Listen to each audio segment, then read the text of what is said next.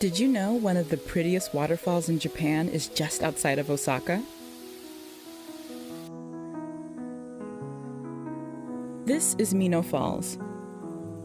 It's part of Japan's oldest national park.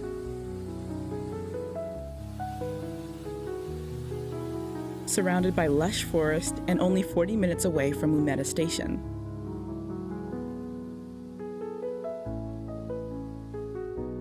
The trail itself is pretty easy, just a 45-minute walk on a paved path. If you're lucky, you might even spot some wild monkeys.